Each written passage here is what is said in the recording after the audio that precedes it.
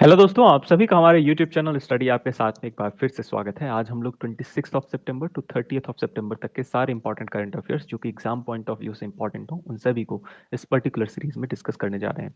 ये पूरी current affair series आपको different competitive exams like MPPSC, MPSI, forest guard, SSC और रेलवे पुलिस एग्जाम या अदर कोई भी कॉम्पिटिटिव एग्जाम हो जिनमें करंट अफेयर्स एक महत्वपूर्ण सब्जेक्ट हो, या ऐसे एग्जाम जिनमें करंट अफेयर्स आता हो, ऐसे सभी एग्जाम्स में ये करंट अफेयर सीरीज आपके लिए बहुत ज़्यादा हेल्पफुल होने वाली है।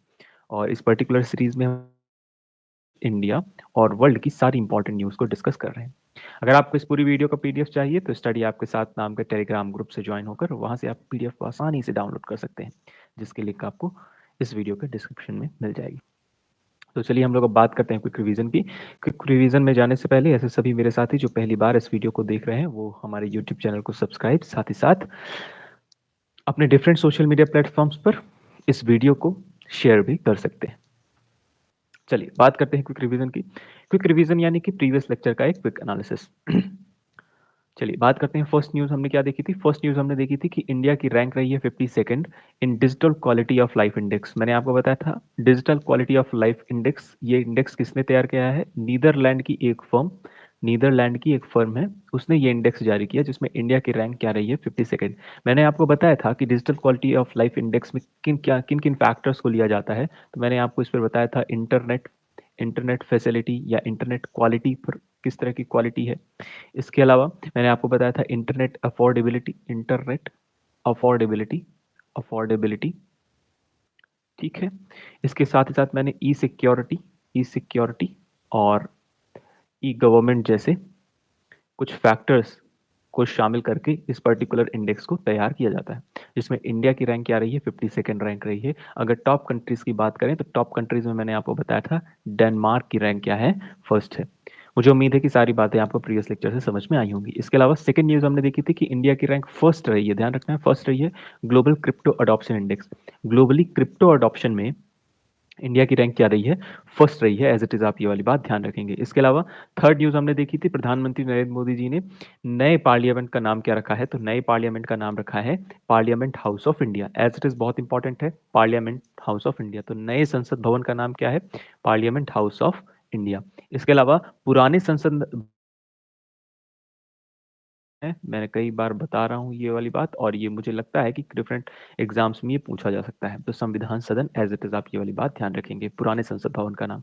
इसके अलावा क्लाइमेट एम्बिशन समिट मैंने आपको बताई थी, जिसमें मैंने आपको बताया था कि आपको याद क्या रखना है। तो क्लाइमेट एम्बिशन समिट में आपको याद रखना है कौन कौन से देशों ने पार्टिसिपेट नहीं किया। तो मैंने आपको बताया था इसमें चीन यानी कि चाइना, संयुक्त राज्य अमेरिका यानी कि यूएसए, और भारत, भारत, इंडिया ने, इन तीनों देशों ने क्लाइमेट एम्बिशन समिट में पार्टिसिपेट नहीं किया है। ध्यान रखना है, पार्टिसिपेट नहीं किया है। तो ये आपको जानने जैसा है। बाकी सारी इंफॉर्मेशन जैसे पर्पस हो गया, क्या एम है, ये सारी कवर करें। इसके अलावा मैंने आपको बताया था मध्य प्रदेश का सातवां टाइगर रिजर्व नौरा देही और वीरांगना दुर्गावती सेंचुरीज को मिलाकर बनाया जाएगा, जिसका नया नाम क्या होगा? नया नाम होगा Veerangana Durgavati tiger reserve. As it is important है, बहुत इंपॉर्टेंट है। आपको याद रखना है कि सातवां टाइगर रिजर्व बहुत जल्द अनाउंस होने वाला है, और ये particular tiger reserve as it is बहुत इंपॉर्टेंट है। ध्यान रखना है किन दो सेंचुरीज को मिलाकर बनाया जाएगा? तो नौरा देही और वीरांगना। जैसा कि आप सभी को पता है, मध्य प्रदेश की सबसे बड़ी वाइल्ड लाइफ सेंचुरी कौन सी है? नौरा देही, जो कि कहाँ मौजूद है? जो कि सागर जिले में मौजूद है, ठीक है। चलिए मुझे उम्मीद है कि ये वाली बात आप समझ पाएंगे। साथ ही साथ मैंने 6 टाइगर रिजर्व के बारे में बताया था। इसके अलावा 6 टाइगर रिजर्व के बारे में भी बताया था, कौन कौन से टाइगर रिजर्व है मध्य प्रदेश में। साथ ही साथ मैंने आपको एक लेक्चर नेशनल पार्क्स के ऊपर कराया है, नेशनल पार्क्स और वाइल्ड लाइफ सेंचुरीज के ऊपर। तो वो लेक्चर आप मध्य प्रदेश की सीरीज से हो सके तो जाकर देखिए, वहाँ पे 10 क्वेश्चन मैंने प्रैक्टिस करवाए हैं, जिसमें आपको बहुत अच्छे से बहुत सारी इंफॉर्मेशन आपको देखने को मिलेगी टाइगर रिजर्व या नेशनल पार्क से रिलेटेड। जैसा कि आप सभी को पता है, टाइगर रिजर्व कब आया है भारत में? तो 1973 में टाइगर रिजर्व आया है। बेसिकली इसका मेन एम क्या है? टाइगर पॉपुलेशन को प्रोटेक्ट करना। और टाइगर पॉपुलेशन भी मैंने आपको प्रीवियस लेक्चर में बताई है कि मध्य प्रदेश में टोटल कितने टाइगर्स मौजूद हैं। तो मध्य प्रदेश में टोटल टाइगर्स का नंबर कितना है? 785, एज इट इज। ध्यान रखना है। सेकंड रैंक किसकी है? मैंने आपको बताया था कर्नाटका की है सेकंड रैंक, ठीक है। तो मुझे उम्मीद है कि आप सारी बातें याद रख पाए होंगे और आपका रिवीजन भी कायदे से हो पाया होगा। इसके अलावा 19th एडिशन का युद्ध अभ्यास एक एक्सरसाइज है, जो किन दो देशों के बीच की ये एक्सरसाइज है? तो ये आपको ध्यान रखना है, एज इट इज। आपको ध्यान रखना है कि ये जो पर्टिकुलर एक्सरसाइज है, ये इंडिया इंडिया और साथ ही साथ यूएस आर्मी के बीच की ये एक्सरसाइज है। अपने आप पे बहुत ज़्यादा इंपॉर्टेंट है इसका 19th एडिशन, क्योंकि हर साल होता है ये एक्सरसाइज, इस वजह से ये इंपॉर्टेंट है। युद्ध अभ्यास कहाँ होने वाला है इस बार? अलास्का में होने वाला है। एज इट इज़ आप ये वाली बात ध्यान रखेंगे। मुझे उम्मीद है कि आपको सारी बातें समझ में आई होंगी। चलिए अब बात करते हैं नए टॉपिक के बारे में। तो फर्स्ट न्यूज़ है, union ministry of housing and urban affairs ने ऑर्गेनाइज किया है इंडिया स्मार्ट सिटी कॉन्क्लेव। कहाँ? इंदौर में। मध्य प्रदेश के इंदौर शहर में इंडिया स्मार्ट सिटी कॉन्क्लेव को ऑर्गेनाइज किया गया, जिसमें किसने हिस्सा लिया है? तो जिसमें राष्ट्रपति राष्ट्रपति द्रौपदी मुर्मू जी ने भी पार्टिसिपेट किया है, और यहाँ पर द्रौपदी मुर्मू जी ने अनाउंस किया है 4th एडिशन का India smart cities award contest, जिसमें कई शहरों ने कई शहरों की रैंक्स बताई हैं, किस तरह से कौन सी इंडिया की कौन कौन सी सिटीज स्मार्ट सिटीज बन चुकी हैं, उनकी क्या रैंक है, ये सारी चीजें यहाँ पर अनाउंस की हैं राष्ट्रपति द्रौपदी मुर्मू जी ने।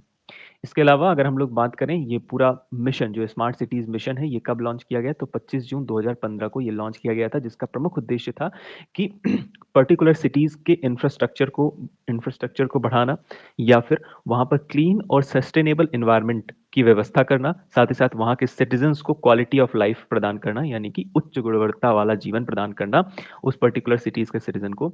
ये इस प्रमुख स्मार्ट सिटीज मिशन का उद्देश्य रहा है। और साथ ही साथ अगर किसी तरह की समस्याएं आती हैं, तो उन सभी समस्याओं का निपटारा स्मार्ट सॉल्यूशन के रूप में करना। तो स्मार्ट सिटीज मिशन कब लॉन्च हुआ है, ये डेट आप याद रखेंगे। तो स्मार्ट सिटीज मिशन लॉन्च हुआ है 25 जून 2015 को। एज इट इज बहुत इंपॉर्टेंट है, आप ध्यान रखेंगे। इसके अलावा आपसे प्रश्न पूछा जाएगा, इंडिया स्मार्ट सिटी कॉन्क्लेव कहाँ आयोजित किया गया? तो इंदौर शहर में आयोजित किया गया। एज इट इज ये वाली बात आप ध्यान रखेंगे।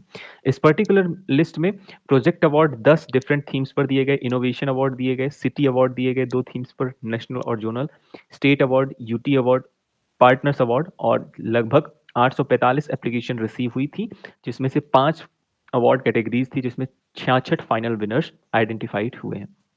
अब ये आपको याद रखने की बिल्कुल भी ज़रूरत नहीं है, आप परेशान ना हो इसके लिए, तो आपको ये याद रखने की ज़रूरत नहीं है। चलिए, यही सारी बातें आपको यहाँ पर हिंदी में भी मिल जाएंगी। ठीक है, चलिए बात करते हैं सेकंड न्यूज़ के बारे में। सेकंड न्यूज़ है, एलिफेंट फेस्टिवल की शुरुआत हो गई है बांधवगढ़ टाइगर रिजर्व, जो कि मध्य प्रदेश में स्थित है। आप सभी को पता है Bandhavgarh tiger reserve as it is बहुत इंपॉर्टेंट है ये टाइगर रिजर्व, क्योंकि यहाँ पर पूरे मध्य प्रदेश में सबसे ज्यादा टाइगर पॉपुलेशन की अगर आप बात करें, टाइगर पॉपुलेशन की अगर आप बात करते हैं, तो किस नेशनल पार्क में है, कौन से टाइगर रिजर्व में है, तो आपको पता होना चाहिए इस नेशनल पार्क या इस टाइगर रिजर्व का नाम क्या है। ध्यान रखना है, बांधवगढ़। और यहाँ पर एलिफेंट फेस्टिवल की शुरुआत की जा रही है। एलिफेंट फेस्टिवल क्यों मनाया जाता है? तो हाथी या जानवरों के प्रति जागरूकता जागरूकता जागरूकता जागरूकता को इंग्लिश में क्या बोलते हैं? अवेयरनेस बढ़ाने के लिए ये पर्टिकुलर फेस्टिवल मनाया जाता है। जानवरों के प्रति अवेयरनेस बढ़ाने के लिए लोगों के बीच में, इस पर्पज को ध्यान में रखते हुए ये फेस्टिवल मनाया जाता है। एज इट इज ये वाली बात आप ध्यान रखेंगे। हम लोग पढ़ेंगे, लेकिन थोड़ा सा जानते हैं बांधवगढ़ टाइगर रिजर्व के बारे में। जब हमें समझ में आता है बांधवगढ़ टाइगर रिजर्व या बांधवगढ़ नेशनल पार्क, तो ये किस शहर में, यानी इसकी लोकेशन क्या है? तो सबसे पहले लोकेशन ध्यान रखना है। इसकी लोकेशन है उमरिया, मध्य प्रदेश के उमरिया जिले में ये मौजूद है। यहाँ पर एक बांधवगढ़ फोर्ट भी मौजूद है, ध्यान रखना है। इस नेशनल पार्क में एक बांधवगढ़ फोर्ट भी मौजूद है। उस फोर्ट इसके अलावा तीसरी बात आप ध्यान रखेंगे, इसे कब नेशनल पार्क का दर्जा दिया गया? तो आप ध्यान रखेंगे 1968 को इसे नेशनल पार्क का स्टेटस प्राप्त हुआ, नेशनल पार्क का स्टेटस प्राप्त हुआ। अगर आपसे पूछ लिया जाए कि टाइगर रिजर्व का स्टेटस कब प्राप्त हुआ, तो आपको बताना है 1993 में इसे टाइगर रिजर्व का स्टेटस प्राप्त हुआ, टाइगर रिजर्व का स्टेटस प्राप्त हुआ। अगर स्पेशली पूछ लिया जाए कि बांधवगढ़ टाइगर रिजर्व में कितनी टाइगर पॉपुलेशन है, तो बांधवगढ़ में टाइगर पॉपुलेशन कितनी है? तो बांधवगढ़ में टाइगर पॉपुलेशन है 135, सबसे ज्यादा है। इसके अलावा अगर आपसे पूछ लिया जाए सेकंड नंबर में कौन सा नेशनल पार्क है, तो कान्हा नेशनल पार्क। मैंने ऑलरेडी आपको ये बताया हुआ है, कान्हा नेशनल पार्क में जो टाइगर पॉपुलेशन है वो कितनी है? तो में कान्हा किसली में ये टाइगर पॉपुलेशन है 105। एज इट इज आप ये वाली बात ध्यान रखेंगे। ठीक है, तो मुझे उम्मीद है कि सारी बातें आपको समझ में आएंगी। साथ ही साथ एक और इम्पॉर्टेंट चीज कि यहाँ पे किस तरह के वन है, तो आप ध्यान रखेंगे यहाँ पे साल फॉरेस्ट पाए जाते हैं। साल के वृक्ष बहुत ज्यादा मात्रा में पाए जाते हैं। अगर इसके एरिया की बात कर लें आप, तो एरिया का लगभग 1537 स्क्वायर किलोमीटर है। 1537 स्क्वायर किलोमीटर इसका पूरा एरिया है। मुझे उम्मीद है कि बांधवगढ़ नेशनल पार्क के बारे में आपको एक ओवरऑल इन्फॉर्मेशन मिल गई। इसके अलावा मुझे एक और इम्पॉर्टेंट चीज़ याद आती है, वो ये है कि अगर बात आती है टाइगर की, तो टाइगर का जो साइंटिफिक नेम है वो आपको पता होना चाहिए, साइंटिफिक नेम, क्योंकि पूछा जा सकता है। वो क्या है? Panthera tigris. Panthera tigris as it is, आप ये वाली बात ध्यान रखेंगे।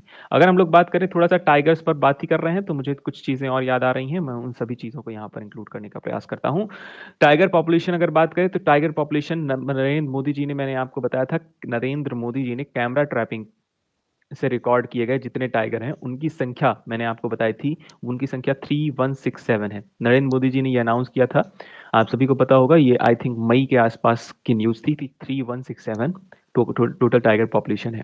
लेकिन मैंने आपको थोड़े दिन पहले बताया था कि एक रिपोर्ट जारी की गई जिसमें इंडिया की जो टाइगर पॉपुलेशन है वो लगभग 3925, और एवरेज पॉपुलेशन की अगर बात करें 3925 या एवरेज पॉपुलेशन की बात करें तो एवरेज पॉपुलेशन कितनी होगी, तो यह है 3682।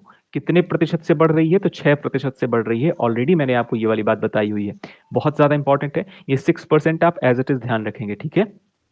6% की ग्रोथ रेट से टाइगर की पॉपुलेशन बढ़ रही है। इस वजह से इंडिया में लगभग 75%, इंडिया में लगभग 75% टाइगर पॉपुलेशन मौजूद है, ठीक है।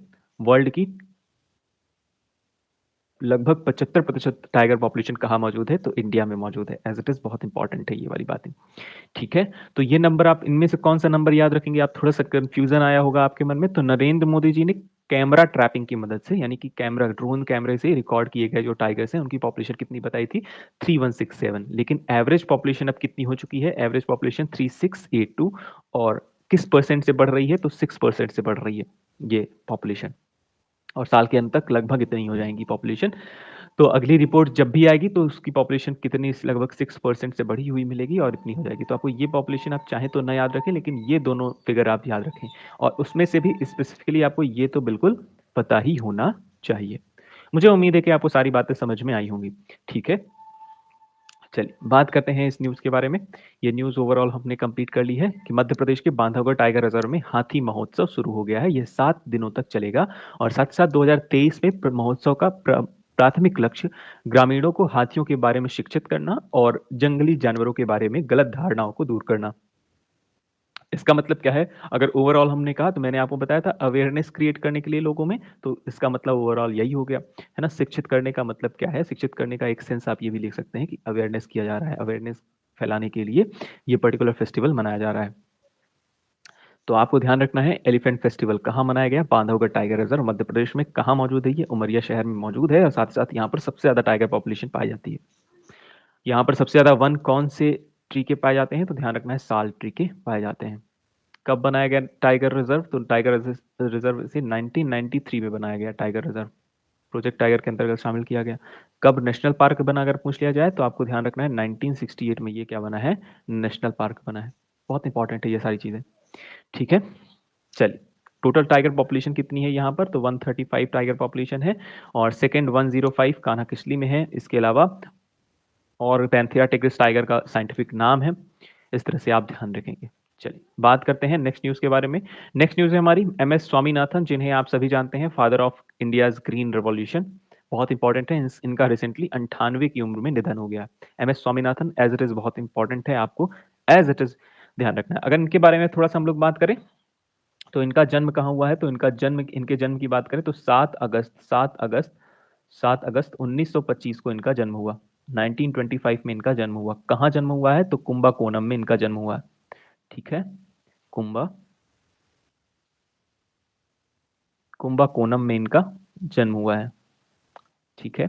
और इनकी डेथ कहाँ हुई है? तो डेथ आपसे पूछ लिया जाए तो कब हुई है? तो 28 सितंबर एज इट इज, मैं इसीलिए डेट भी मेंशन कर रहा हूँ, 2023। कहाँ हुई है डेथ? तो चेन्नई में इनकी डेथ हो गई। इन्हें कौन कौन से प्रमुख अवार्ड्स मिले हैं? आप सभी को ये वाली बात तो पता चल गई कि ये फादर ऑफ ग्रीन रिवॉल्यूशन है ना, इन्हें कहा जाता है। कौन कौन से अवार्ड्स हैं? अवार्ड्स की लिस्ट भी आपको ध्यान रखना है। वर्ल्ड फूड प्राइज का अवार्ड मिला है इन्हें, वर्ल्ड फूड प्राइज का अवार्ड इन्हें मिला है। वर्ल्ड फूड प्राइज का अवार्ड 1987 में मिला। इसके अलावा रेमन रेमन मैग्सासे अवार्ड मिला इन्हें। कब मिला है? तो 1971 में इन्हें ये अवार्ड मिला है। इसके अलावा तीसरा अवार्ड आप ध्यान रखेंगे, पद्मश्री से भी इन्हें सम्मानित, पद्मश्री से, पद्मश्री, पद्म विभूषण से भी इन्हें सम्मानित किया गया है। तो ये सारी बातें आप ध्यान रखेंगे एज इट इज, जो कि अपने आप में बहुत इंपॉर्टेंट है। तो एक अवार्ड नहीं भूलना है, वो कौन सा है? Ramon Magsaysay award. ठीक है, इस अवार्ड को आपको नहीं भूलना। वर्ल्ड फ्रूट प्राइज 1987, 1971, ये दोनों फैक्ट बहुत इंपॉर्टेंट है। फादर ऑफ ग्रीन रिवॉल्यूशन कौन है? एम एस स्वामीनाथन साहब। इनका जन्म कुंभकोणम 1925 में हुआ और डेथ 28 सितंबर 2023 में इनकी डेथ हुई। एज इट इज इंपॉर्टेंट है, यही सारी बातें आपको यहाँ पर देखने को मिल जाएंगी। ठीक है, चलिए, इसके अलावा इन्होंने स्टैब्लिश किया M S Swaminathan research foundation Chennai में। साथ ही साथ ये डायरेक्टर जनरल रहे Indian council of agriculture research, ICAR, Indian council of agriculture research की ये डायरेक्टर जनरल भी रहे हैं। साथ ही साथ नेशनल कमीशन ऑन फार्मर्स 2004 में इनको चेयरपर्सन बनाया गया, नेशनल कमीशन ऑन फार्मर्स। तो इनके बारे में दो तीन चीजें हैं। एक चीज आप क्या याद रखेंगे? तो पहली इंपॉर्टेंट चीज मैंने आपको बता दी, इनका इनका जन्म स्थान कुंभकोणम, मृत्यु स्थान कहाँ है? तो वो है चेन्नई में। नेशनल कमीशन ऑफ फार्मर्स के चेयरमैन रहे 2004 में और डायरेक्टर जनरल रहे Indian council of agriculture research. साथ ही साथ आप ये ध्यान रखेंगे कि रेमन मैग्सासे अवार्ड 1971 और साथ ही साथ वर्ल्ड फूड प्राइज का अवार्ड 1987 में मिला। ठीक है, मुझे उम्मीद है कि सारी बातें आपको समझ में आई होंगी। चलिए बात करते हैं नेक्स्ट इंपॉर्टेंट न्यूज के बारे में। नेक्स्ट इंपॉर्टेंट न्यूज है हमारी, इंडिया की रैंक रही है रिसेंटली, इंडिया की रैंक रही है 40th रैंक रही है global innovation index. Global innovation index as it is बहुत इंपॉर्टेंट है, 2023 में कौन जारी करता है? तो उस ऑर्गेनाइजेशन का नाम आपको पता होना चाहिए। उस ऑर्गेनाइजेशन का नाम है वीपो, यानी world intellectual property organisation. As it is बहुत इंपॉर्टेंट है। प्रश्न क्या होता है? Global innovation index, innovation index 2023 कौन जारी करता है रिपोर्ट? तो वीपो जारी करता है, वर्ल्ड इंटेलेक्चुअल प्रॉपर्टी ऑर्गेनाइजेशन। इसके अलावा एक ये वाली बात, इंडिया की रैंक क्या रही है? आप ये याद रखेंगे, इंडियाज रैंक क्या रही है? 40th। पिछले साल भी 40 थी और इस बार भी 40th रैंक ही रही है, तो परेशान होने की जरूरत नहीं है। साथ ही साथ अगर आपसे पूछ लिया जाए फर्स्ट रैंक किसकी रही है, तो आपसे पूछा जाए तो आप बताएंगे स्विट्जरलैंड। स्विट्जरलैंड प्रत्येक साल यहाँ पर सबसे ज्यादा, लगातार 13 साल से स्विट्जरलैंड क्या बन रहा है? वर्ल्ड ग्लोबल इनोवेशन इंडेक्स में इसकी फर्स्ट रैंक रही है। इसके अलावा स्विट्जरलैंड के अलावा अगर आपसे पूछ लिया जाए तो इनको स्विट्जरलैंड के अलावा फर्स्ट रैंक है, इसके बाद स्वीडन है, इसके बाद यूनाइटेड स्टेट, यूएस और फिर उसके बाद यूके, फिर है सिंगापुर। तो मुझे उम्मीद है कि इंडिया की रैंक क्या है आप वो याद रख पाएंगे कि 40th रैंक है इंडिया की। इसके अलावा कौन जारी करता है? तो वीपो जारी करता है, यानी वर्ल्ड इंटेलेक्चुअल प्रॉपर्टी ऑर्गेनाइजेशन। साथ ही साथ आप ये याद रख पाएंगे कि इंडिया की रैंक 40th है और फर्स्ट रैंक इसकी है स्विट्जरलैंड की, सेकंड रैंक है स्वीडन की, थर्ड है अमेरिका, फोर्थ यूके और फिफ्थ सिंगापुर। इस पर्टिकुलर सेशन में, लॉन्च सेशन में, इंडिया की तरफ से मौजूद थे vice chairman of NITI Aayog Suman berry साहब और chief executive officer of NITI Aayog BVR Subramaniam. इन दोनों व्यक्तियों के नाम आपको ध्यान रखने हैं जितने भी लोग MPPSC की प्रिपरेशन कर रहे हैं। लेटेस्ट न्यूज है, वाइस चेयरपर्सन कौन है? तो वाइस चेयरपर्सन नीति आयोग के कौन है? सुमन बेरी साहब। और चीफ एग्जीक्यूटिव ऑफिसर कौन है? BVR सुब्रमण्यम साहब। इसके अलावा और वीपो के डायरेक्टर जनरल मौजूद थे डैरेन तांग और नौजत फॉब्स, चेयरमैन है CII national committee on technology and innovation research. ये पर्टिकुलर डिग्निटरीज मौजूद थे इस पर्टिकुलर इंडेक्स को जारी करते समय। मुझे उम्मीद है कि सारी बातें आपको समझ में आई होंगी। नेक्स्ट बात करते हैं, इंडिया की रैंक रही है 4th to 56th position in 2023 world talent ranking. तो एक रैंकिंग जारी की गई जिसका नाम क्या है? World talent ranking. World talent ranking, ये जो पर्टिकुलर रैंकिंग है, अगर इसके बारे में बात करें तो इंडिया की रैंक 4th स्टेप, 4 स्टेप फिसल गई है। यानी पहले 52nd रैंक थी इंडिया की 2022 में और अब 2023 में ये गिरकर कितनी हो गई है? 56th रैंक हो गई है। कौन जारी करता है ये पर्टिकुलर रिपोर्ट? तो इस रिपोर्ट को जारी करने वाली संस्था का नाम क्या है? IMD। एज इट इज आप ध्यान रखेंगे, वर्ल्ड टैलेंट रैंकिंग IMD जारी करता है। ठीक है, IMD का फुल फॉर्म क्या है? तो आपसे पूछ लिया जाए तो international institute of for management development. ठीक है, इसके अलावा अगर बात करें इसके बारे में तो आईएमडी की रैंकिंग में फर्स्ट रैंक किसकी है, तो फर्स्ट रैंक वही हमारा प्यारा देश, आप सभी उसको जानते हैं, जो हर बार फर्स्ट रैंक लाता है, क्लास का सबसे अच्छा बच्चा है, वो कौन है, स्विट्जरलैंड। स्विट्जरलैंड फिर से एक बार इसमें भी टॉप किया है। उसके बाद सेकंड रैंक है लग्जमबर्ग की, और फिर आइसलैंड, बेल्जियम और नीदरलैंड प्रमुख स्टेट है। इसके अलावा यूनाइटेड स्टेट की 15th रैंक है, चाइना की 41st रैंक है, और यूके की 35th, ब्राजील की 63rd और मंगोलिया की 64th रैंक है। अगर आपसे प्रश्न इसमें क्या क्या पूछे जा सकते हैं तो मैं बहुत ब्रीफ में बताने का प्रयास करता हूँ। एक है रैंकिंग है world talent ranking. World talent ranking कौन जारी करता है ये रिपोर्ट, ये रिपोर्ट जारी करता है IMD, IMD international institute for management development. ठीक है, ये जारी करने वाली संस्था का नाम, फर्स्ट रैंक इसकी है, तो क्लास का सबसे अच्छा बच्चा कौन सा है, स्विट्जरलैंड है, तो ये हर जगह टॉप कर रहा है। तो इसके पहले जब हमने देखा वीपो द्वारा जारी किया गया एक इंडेक्स, ग्लोबल इनोवेशन इंडेक्स, वहां पर भी स्विट्जरलैंड ने टॉप किया था, यहां पर भी स्विट्जरलैंड ने टॉप किया है। इसके अलावा सेकंड रैंक की अगर हम लोग बात करें तो सेकंड रैंक है लग्जमबर्ग की। और आपसे प्रश्न पूछा जाएगा इंडिया की रैंक क्या है, तो इंडिया की रैंक आपको पता होनी चाहिए, 56th रैंक है, 56th रैंक है। ठीक है, और अगर बात करें सबसे लीस्ट रैंक किसकी है, तो 64th रैंक, क्योंकि 64 देशों में ये सर्वे किया गया, तो 64वीं रैंक किसकी है, मंगोलिया की है। एज इट इज आप ये वाली बात ध्यान रखेंगे। मुझे उम्मीद है कि सारी बातें आपको समझ में आई होंगी, बाकी सारी चीजें आप चाहे तो पीडीएफ से पढ़ सकते हैं। बात करते हैं नेक्स्ट इंपॉर्टेंट न्यूज की। नेक्स्ट इंपॉर्टेंट न्यूज है एक तारीख एक घंटा और एक साथ कैंपेन। एक कैंपेन चलाया गया प्रधानमंत्री नरेंद्र मोदी जी के द्वारा, एक तारीख, उस तारीख का नाम क्या है, 1 अक्टूबर। 1 अक्टूबर 1 घंटा यानी कि 10 बजे की बात हो रही है, 10 बजे, 1 अक्टूबर 10 बजे, और एक साथ सभी लोग मिलकर स्वच्छता ही सेवा नामक कैंपेन से जुड़े, स्वच्छता ही सेवा नामक कैंपेन से जुड़े। और इस कैंपेन में इसका प्रमुख उद्देश्य क्या है, तो garbage free India, garbage free India, यानी कि आप सभी को पता होगा जो स्वच्छता मिशन है, स्वच्छता मिशन, स्वच्छता मिशन, इसकी शुरुआत कब की गई थी, तो आप सब, स्वच्छता मिशन की शुरुआत 2014 में की गई प्रधानमंत्री नरेंद्र मोदी जी के द्वारा। कब की गई है, तो 2 अक्टूबर, वो तारीख भी आप याद रखेंगे। ठीक है, बहुत इंपॉर्टेंट है एज इट इज। इसके अलावा इसी मिशन के तहत एक और कैंपेन लॉन्च किया गया, एक तारीख एक घंटा एक साथ। इस कैंपेन में 1 अक्टूबर को 10 बजे से लेकर 11 बजे तक आप अपने आसपास सफाई करने का काम करेंगे, आप स्वयं साफ सफाई करने का काम करेंगे। ऐसा कुछ उद्देश्य लेकर इस पर्टिकुलर कैंपेन की शुरुआत की गई। आयुष मंत्रालय रही ये, आयुष मंत्रालय की स्वच्छता ही सेवा अभियान के तत्वाधान में 1 तारीख 1 घंटा एक साथ मनाएगा आयुष मंत्रालय। साथ ही साथ 1 अक्टूबर 2023 को सुबह 10 बजे स्वच्छता के लिए नागरिकों के नेतृत्व में 1 घंटे के श्रमदान के लिए एक आह्वान किया गया। आप सभी को पता है आज भी कई लोग अपने आसपास सफाई नहीं रखते हैं, और अपने देश को, अपने शहर को, अपने समाज को और अपनी सोसाइटी को स्वच्छ बनाने के उद्देश्य से ही इस स्वच्छता मिशन की शुरुआत की गई है। इस वजह से आप सभी इसमें बढ़ चढ़कर हिस्सा लें और हमेशा अपने आसपास सफाई रखें। इसके अलावा मंत्रालय ने विभिन्न राज्यों और केंद्र शासित प्रदेशों से सभी आयुष स्वास्थ्य एवं कल्याण केंद्रों पर श्रमदान गतिविधि का निरीक्षण करने का भी अनुरोध किया है। स्वच्छता ही सेवा 2023 की थीम क्या है, तो कचरा मुक्त भारत। तो मैंने जैसा कि आपको बताया थीम थोड़ी देर पहले, थीम क्या है, गार्बेज, इंग्लिश में पूछ लिया जाए तो क्या है, गार्बेज फ्री इंडिया, या हिंदी में कचरा मुक्त भारत। ठीक है, चलिए बात करते हैं नेक्स्ट।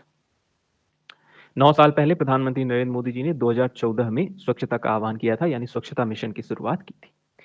इसके अलावा नेक्स्ट न्यूज थी, प्रधानमंत्री नरेंद्र मोदी जी ने लॉन्च किया है संकल्प सप्ताह। संकल्प सप्ताह 30 सितंबर को, 30 सितंबर को संकल्प सप्ताह नाम का एक कैंपेन लॉन्च किया गया, आप ऐसा कह सकते हैं, जिसमें आप सभी को पता होगा एस्पिरेशनल डिस्ट्रिक्ट, आपने सुना होगा एस्पिरेशनल डिस्ट्रिक्ट प्रोग्राम, और उसी को आगे बढ़ाते हुए एस्पिरेशनल ब्लॉक प्रोग्राम की शुरुआत की गई। यानी कि प्रत्येक राज्य के जो अलग अलग शहर है ना, जो अलग अलग शहर हैं वहां पर कई ब्लॉक होते हैं, कई ब्लॉक होते हैं।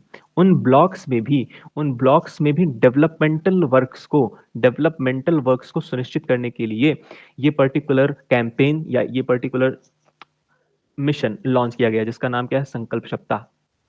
या आप ऐसा कहें aspirational block programme.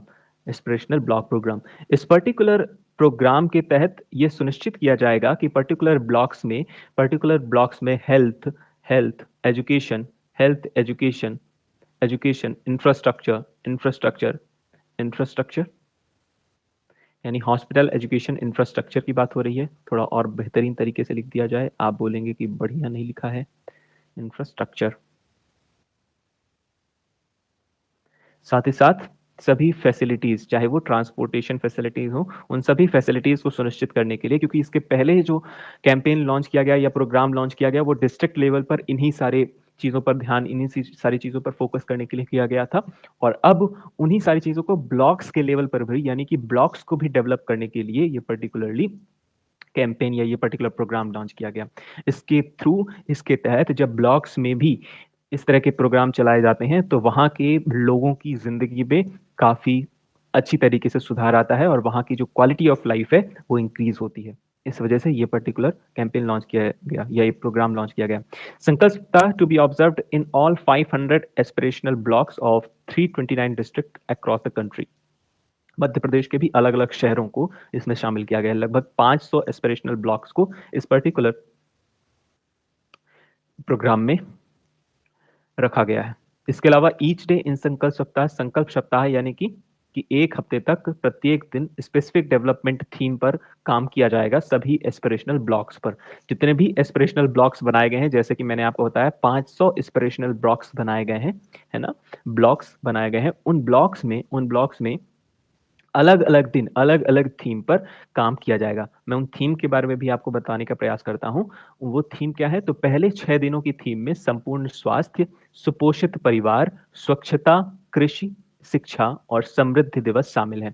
As it is ध्यान रखना है। इससे आपको एक चीज और पता चल रही है, इस पर्टिकुलर थीम से आपको एक चीज और पता चली किन किन सेक्टर्स में काम किया जाएगा। तो पहला मैंने आपको जैसा बताया था कि हेल्थ, जो कि अपने आप में बहुत बड़ा मुद्दा है। दूसरा क्या है? दूसरा है सुपोषित, यानी कि गुड फूड, आप ऐसा कहें, गुड फूड। इसके अलावा तीसरा क्या है? तो आप ध्यान रख सकते हैं स्वच्छता। स्वच्छता यानी कि साफ सफाई का ध्यान रखा जाएगा उन पर्टिकुलर ब्लॉक्स में। चौथी बात क्या है? तो चौथी है कृषि यानी कि एग्रीकल्चर। फिफ्थ क्या है? एजुकेशन। एजुकेशन, शिक्षा पर बल दिया जाएगा।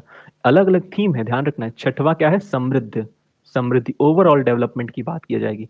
और इस तरह से इन 6 दिनों की थीम इस तरह से सुनिश्चित की गई। इसके अलावा सप्ताह के अंतिम दिन क्या किया जाएगा? तो सप्ताह के अंतिम दिन यानी 9 अक्टूबर 2023 को पूरे सप्ताह के दौरान किए गए कार्यों का उत्सव यानी कि संकल्प सप्ताह समावेश समारोह के रूप में मनाया जाएगा। प्रश्न क्या पूछा जाएगा? संकल्प सप्ताह किससे एसोसिएटेड है? प्रश्न इस तरह पूछा जाएगा कि संकल्प सप्ताह किससे एसोसिएटेड है? तो आपको बताना है एस्पिरेशनल, आकांक्षी। एस्पिरेशनल का मतलब क्या है? आकांक्षी। आकांक्षी हिंदी में लिखना थोड़ा सा टफ होता है। एस्पिरेशनल ब्लॉक, ब्लॉक प्रोग्राम से एसोसिएटेड है, से एसोसिएटेड है। इसके अलावा ब्लॉक स्तर पर सुधार करने के लिए, ठीक है। तो ये पर्टिकुलर कार्यक्रम की बात करें तो राष्ट्रव्यापी कार्यक्रम 7 जनवरी 2023 को प्रधानमंत्री द्वारा शुरू किया गया था। इसका उद्देश्य नागरिकों के जीवन की गुणवत्ता को बढ़ाने के लिए ब्लॉक स्तर पर शासन में सुधार लाना है। बिल्कुल सिंपल सी बात है कि ब्लॉक स्तर पर सुधार लाने के लिए ये पर्टिकुलर संकल्प सप्ताह का आयोजन किया गया। मुझे उम्मीद है कि आप ये सारी बातें समझ पाएंगे। ठीक है, चल बात करते हैं कुछ शॉर्ट न्यूज़ के बारे में। फर्स्ट शॉर्ट न्यूज़ क्या है? तो सारी शॉर्ट न्यूज़ यहाँ पर एक साथ दी हुई हैं। तो पहली शॉर्ट न्यूज़ के बारे में ध्यान दिए, वहीदा रहमान को दादा साहब फाल्के पुरस्कार मिलेगा। महान अभिनेत्री हैं ये इन्हें दादा साहब फाल्के पुरस्कार से सम्मानित किया जाएगा। दादा साहब फाल्के पुरस्कार सिनेमा के क्षेत्र में दिया जाने वाला भारत का सर्वोच्च पुरस्कार है। तो सिनेमा के क्षेत्र में दिया जाने वाला भारत का सर्वोच्च पुरस्कार कौन सा है? तो दादा साहब फाल्के पुरस्कार किसे दिया जाएगा? वहीदा रहमान जी को दिया जाएगा। इसे सूचना और प्रसारण मंत्रालय द्वारा स्थापित संगठन फिल्म महोत्सव निदेशालय द्वारा प्रतिवर्ष राष्ट्रीय फिल्म पुरस्कार समारोह में प्रस्तुत किया जाता है। फर्स्ट न्यूज हमने देख ली, वहीदा रहमान जो कि एक एक्ट्रेस हैं, उन्हें दादा साहब फाल्के पुरस्कार दिया जाएगा। सेकंड न्यूज आपको ध्यान रखनी है। सेकंड न्यूज है एशियाई खेल यानी एशियन गेम्स की बात हो रही है। एशियन गेम्स 2023 में भारतीय महिला क्रिकेट टीम ने फाइनल में श्रीलंका को 19 रन से हराकर अपना स्वर्ण पदक जीता है। तो भारतीय महिला क्रिकेट टीम ने स्वर्ण पदक जीता है, ध्यान रखना है। इसके अलावा एशियाई खेल यानी एशियन गेम्स में घुड़सवारी ड्रेसेस टीम ने, भारतीय घुड़सवारी की ड्रेसेस टीम ने भी 41 साल बाद स्वर्ण पदक, यानी 41 साल बाद गोल्ड मेडल हासिल किया है। इसके अलावा एशियन गेम्स 2023 में वुशु स्पर्धा में भारत की रोशिबिना देवी ने रजत पदक जीता है। एज इट इज बहुत इंपॉर्टेंट है, वुशु में रजत पदक किसने जीता है, सिल्वर मेडल किसने जीता है, तो रोशिबिना देवी ने। इसके अलावा पलक गुलिया ने एयर पिस्टल यानी कि शूटिंग में स्वर्ण पदक जीता है। साथ ही साथ ईशा सिंह और दिव्या टीएस ने भी टीम महिला टीम स्पर्धा में, जो कि शूटर ही हैं, रजत पदक जीता। इसके अलावा hall international tennis hall of fame की बात करें तो ये अपने आप में बहुत इंपॉर्टेंट है। जहां तक मुझे लगता है एशियन गेम्स को तो हम लोग फिर से कवर करेंगे एक बार, लेकिन ये बहुत इंपॉर्टेंट शॉर्ट न्यूज है, वो है कि अंतरराष्ट्रीय tennis hall of fame Leander Paes खिलाड़ी के रूप में नामित होने वाले पहले एशियाई व्यक्ति हैं। अगर लिएंडर पेस की अगर आप बात करें तो लिएंडर पेस साहब 18 ग्रैंड स्लैम टाइटल जीत चुके हैं, ग्रैंड स्लैम टाइटल जीत चुके हैं, अपने आप में बहुत इंपॉर्टेंट है। एज इट इज इंडिया के एकमात्र ओलंपिक मेडलिस्ट थे 1996 में जो ओलंपिक गेम्स हुआ वहां पर इन्हें ब्रॉन्ज मेडल हासिल हुआ और एकमात्र ओलंपिक मेडलिस्ट थे ये, इसलिए बहुत इंपॉर्टेंट है। इनका नाम टेनिस जगत में यानी टेनिस खेल से बहुत जबरदस्त तरीके से जुड़ा हुआ है, नाम ध्यान रखेंगे। चलिए बात करते हैं इंग्लिश के बारे में। तो इंग्लिश के बारे में यहाँ पर आपको यही सारी बातें यहाँ पर इंग्लिश में मिल जाएंगी। बात करते हैं प्रैक्टिस क्वेश्चन के बारे में। आज का आपका फर्स्ट क्वेश्चन है, which organisation publishes the global innovation index. तो आपको बताना है कौन सा ऑर्गेनाइजेशन है जो ग्लोबल इनोवेशन इंडेक्स को जारी करता है, United Nation, world intellectual property organisation, world health organisation या नीति आयोग। इसका जवाब आप कहाँ देंगे, कमेंट सेक्शन में देंगे। इसके अलावा आप इंडिया की रैंक क्या रही है, तो इंडिया की रैंक के बारे में भी बताएंगे। और क्लास का सबसे अच्छा बच्चा कौन, तो क्लास का अच्छा बच्चा जो हर जगह फर्स्ट रैंक ला रहा है, तो उस फर्स्ट रैंक होल्डर का नाम भी आप कमेंट सेक्शन में लिखें, ठीक है। इसके अलावा सेकंड क्वेश्चन है आपका, which state CM has unveiled the 108 feet tall statue of oneness of आदि शंकराचार्य इन द स्टेट। आदि शंकराचार्य का 108 फीट का स्टैच्यू कौन से प्रदेश के चीफ मिनिस्टर ने अनवील किया है, उत्तर प्रदेश, गुजरात, राजस्थान, मध्य प्रदेश। इसका जवाब भी आप कहाँ देंगे, कमेंट सेक्शन में देंगे। साथ ही साथ ये मध्य प्रदेश के कौन से जिले में आता है, तो उस जिले का नाम भी आप बताएंगे, यानी कि किस जिले में स्टैच्यू ऑफ वननेस को बनाया गया है उसका नाम भी बताएंगे। साथ ही साथ यहाँ पर एक म्यूजियम भी है, उस म्यूजियम का नाम भी आप अगर लिख पाए कमेंट सेक्शन में तो वो भी आप जरूर बताएं, क्योंकि मैंने ये वो सारी बातें आपको कवर कराई हुई हैं। तो मुझे उम्मीद है कि सारा लेक्चर आपको पसंद आया होगा, और अगर आपको सारी चीज़ें पसंद आई हैं तो आप इस वीडियो को अपने साथियों तक पहुंचाएं जिनको इसकी ज़रूरत है। और अगर आप हमसे जुड़ना चाहते हैं तो इंस्टाग्राम, टेलीग्राम या फेसबुक के माध्यम से जुड़ सकते हैं। हम लोग फिर से मिलेंगे अपने नेक्स्ट लेक्चर में, तब तक के लिए आप सभी अपना ख्याल रखिए और मुस्कुराते रहिए। Thank you, tata, bye bye.